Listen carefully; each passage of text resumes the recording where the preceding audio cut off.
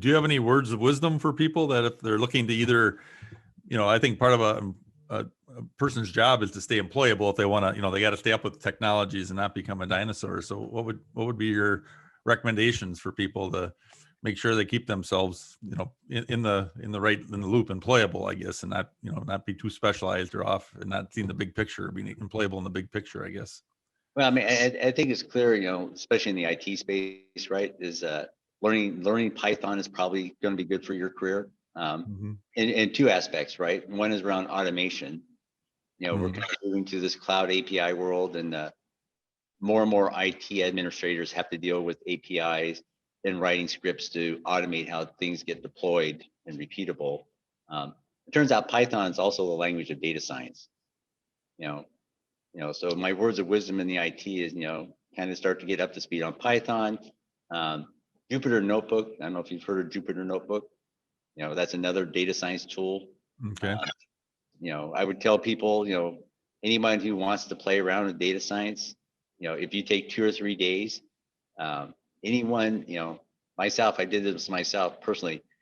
If you just go Google, get Jupyter Notebook and Python, you could have your machine learning model up and running in 2 or 3 days.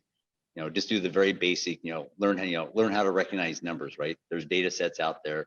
Anyone on this podcast can do that themselves if they really wanted to.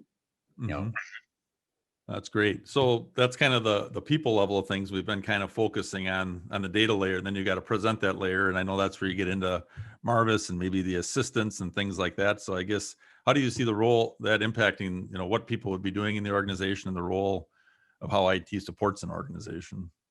Yeah, I guess, my vision, what I see happening is, and I see this across other industries, if you look at doctors, doctors are starting to get AI assistants to help them do diagnosis on MRIs and cancer, right? And to some extent, if you go to your doctor now and they're not using some sort of AI assistant, it's almost malpractice, right, guys? Because we know that these AI assistants are getting very good. We see it in the cars. I think the same true is networking. It's like, it's not replacing jobs. It's really, and you're going to want to have an AI assistant on your team, right? And you're going to want to be able to interact with that AI assistant to the point of trust. I've been talking a lot about lately, AI assistants look a lot like a new employee, right? If you have someone join your team, the first thing is you try to figure out, what can I trust this person to do, right? What's their level of skill, what are they capable of? That's true with the AI assistant. And the same thing, when you bring someone new on your team, you expect them to get better, right? As you teach them things, you expect them to get more skilled and better at what they do. That's true with your AI assistant, right? You want a mechanism to be able to expect your AI assistant to get better as you start telling it, you got it right, you got it wrong. So that's where I kind of see AI assistants evolving, right? They're just going to become another member of the IT team. They help deal with a more complex world.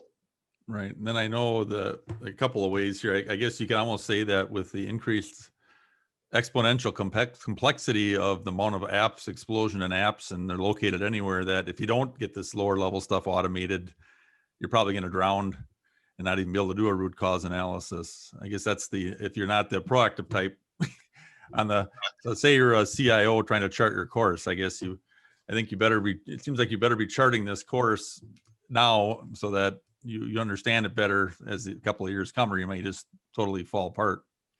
Yeah, I mean, and I think as I'm saying, CIOs have their hands full right now with trying to transform their IT teams, right? Let alone, going to AI ops. First of all, we got to get up to API cloud. I mean, I think that's probably the synergy is, when you say the word AI ops, usually cloud, that implies cloud, right? So because you have to get the data somewhere where you can do it, like we were talking to, right? This data science stuff and this deep learning has been around. I did in my master's 30 years ago. My master's was doing neural networks for some communication thing. The only difference now is, we have enough compute power to actually do something with it. Aerospace, I wanted to do it, but you can't really do it on a 1U Linux box, right? There's just not enough horsepower in that Linux box to do what you want to do. With the cloud right now, you're only limited by your Amazon bill, right? I mean, there is no limit on how many cores you can spin up. As long as as long as you can pay your Amazon bill, you're good to go.